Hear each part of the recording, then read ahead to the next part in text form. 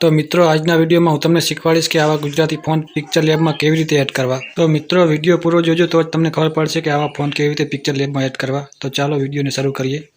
તો મિત્રો પહેલાં તમારે પ્લે સ્ટોર ઓપન કરી દેવાનું। પ્લે સ્ટોર ઓપન કર્યા બાદ એમાં સર્ચ મારવાનું પિક્ચર લેબ।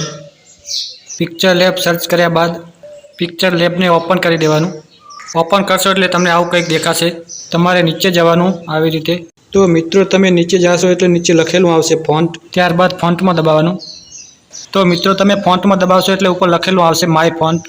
પછી મિત્રો તમે જે ગુજરાતી ફોન્ટની ફાઇલ ડાઉનલોડ કરી છે એ ફાઇલ ખોલી દેવાની। તો મિત્રો તમારી પાસે ગુજરાતી ફોન્ટની ફાઇલ ના હોય તો તમે ડિસ્ક્રિપ્શનમાં લિંક ખોલીને ઓપન કરીને ડાઉનલોડ કરી શકો છો।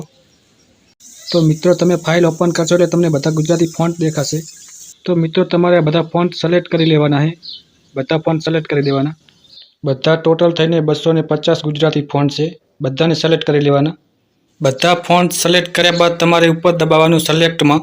તો મિત્રો તમે સિલેક્ટમાં દબાવશો એટલે બધા ફોન્ટ એડ થઈ જશે। તમે જોઈ શકો છો બધા ફોન્ટ એડ થઈ ગયા છે ગુજરાતી ફોન્ટ। તમે નીચે લઈ જઈને બધું જોઈ શકો છો કેટલા ફોન્ટ આવી ગયા છે। 250 ફોન્ટ છે ટોટલ ગુજરાતી ફોન્ટ, તમે બધા યુઝ કરી શકો છો।